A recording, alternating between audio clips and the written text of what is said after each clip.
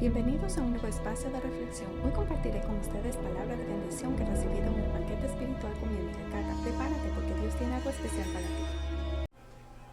El título de hoy es Dios no bendice las mezclas antinaturales. Y vamos a entregar este tiempo al Señor para que sea Él guiándonos en esta noche. Te damos gracias, Padre amado, por cada una de las bendiciones que tú das a nuestras vidas, Señor. Te agradecemos por tu misericordia y por todo lo bueno que tú eres con nosotros, aunque muchas veces nosotros no hacemos las cosas como a ti te gustan.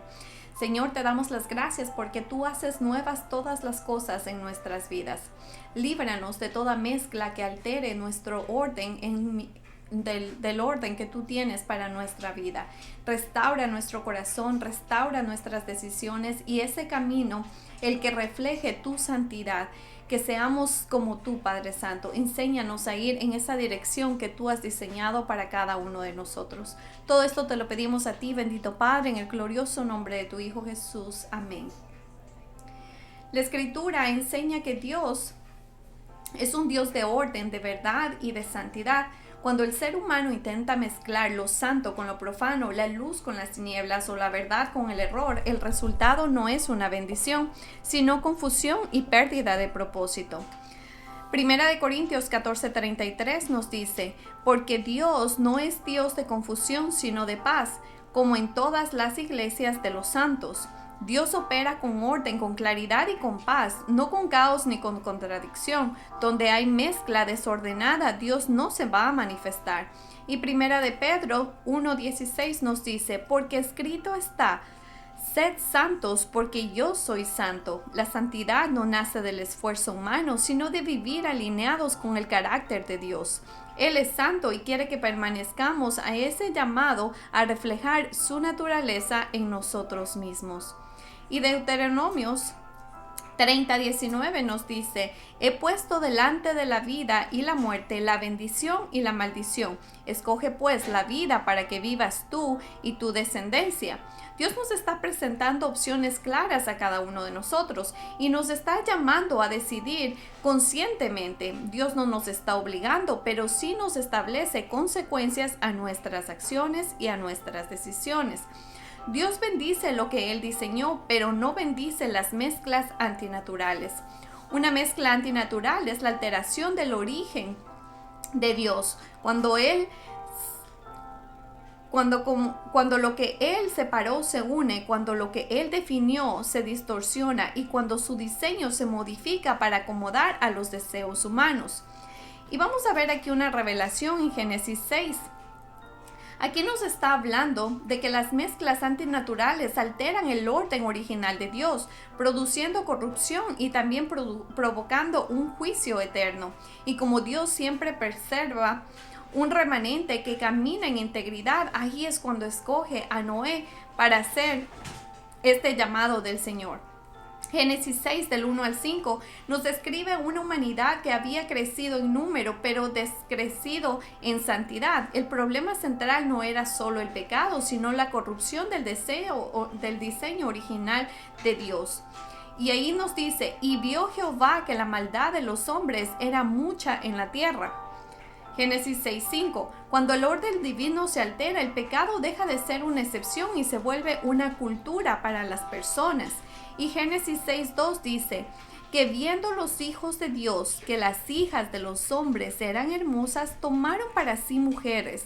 Se rompieron los límites establecidos por Dios. Lo que Él había separado fue mezclado. Y Job 1:6 nos dice, un día vinieron los hijos de Dios para presentarse delante de Jehová, y entre ellos vino también Satanás.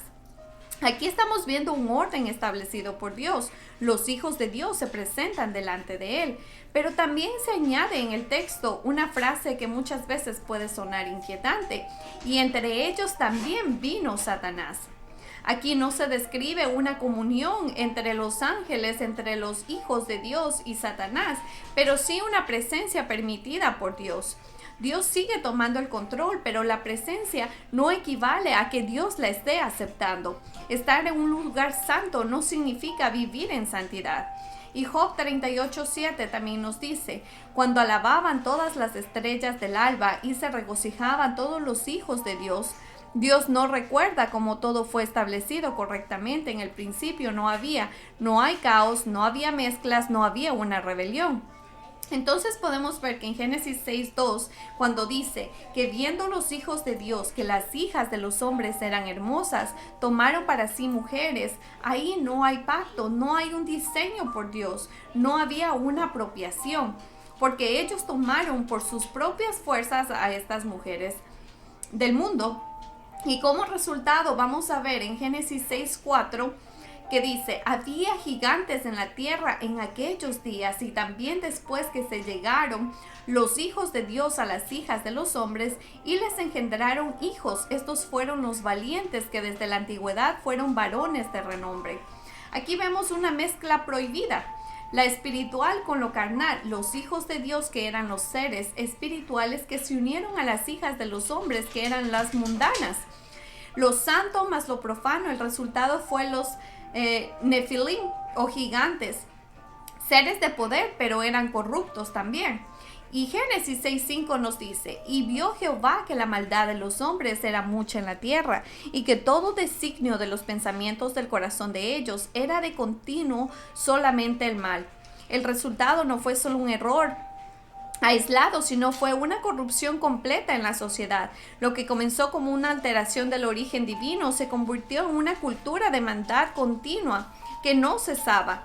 La desobediencia y la mezcla no permanecen ocultas, siempre van a afectar el entorno al que los rodea. Entonces, ¿qué hace una mezcla antinatural? Está cruzando, primero cruza los límites, segundo produce algo impresionante y tercero degenera lo moral y cuarto acelera el juicio de Dios. Por eso el diluvio no fue una exageración, fue contención del mal. Y lo mismo pasa ahora, cuando se mezclan las cosas de Dios. Cuando se separa el patrón que Él mismo nos dio, al inicio parece poder, al inicio parece liberación, al inicio parece avance, pero termina en violencia emocional, termina en confusión identitaria y en destrucción generacional. Avanzando en la misma historia, el pueblo de Israel ya estaba frente a la tierra prometida. Cuando entran los espías, dice en Números 13:33, también vimos allí gigantes, hijos de Anak, los cuales vinimos a ser como langostas a nuestros ojos, y así éramos a sus ojos. La tierra estaba ocupada por linajes antiguos asociados con los Nefilim. No solo eran grandes visiblemente, pero también eran símbolos de ocupación ilegítima de la tierra, ya que estaba ocupada por estructuras que no debían estar ahí. Aquí ocurre otra mezcla. El pueblo mezcla la percepción con revelación. Aunque la tierra estaba bajo la promesa de Dios, los espías mezclaron la verdad con el miedo y la exageración, creando una confusión espiritual, creando una mezcla de palabra más miedo. Y cuando eso ocurre, el gigante no necesita pelear, gana por intimidación. Y Hebreos 3:19 nos dice, así que no pudieron entrar a causa de la incredulidad. No fue falta de promesas, fue fe contaminada. Dios nos ha dado promesas y muchas veces nosotros decidimos tener fe, pero lo contaminamos con el miedo que sentimos para que esa promesa se haga realidad. Más adelante en la Biblia nos habla de los refaitas, representan estructuras antiguas de la misma manera, sistemas establecidos, pecados que ya no se escandalizan porque siempre han estado ahí. Og, rey de Basán, no es solo un gigante físico, es un símbolo de fortaleza histórica. Y Deuteronomios 3 del 1 al 6 nos describe que Jehová dijo a Israel, no temáis delante de ellos, porque yo entraré en vuestras manos a Og, rey de Basán, y a todo su pueblo. Hay mezclas que no nacieron contigo, pero sí te toca romperlas a ti. Patrones familiares, silencios heredados, espiritualidades torcidas.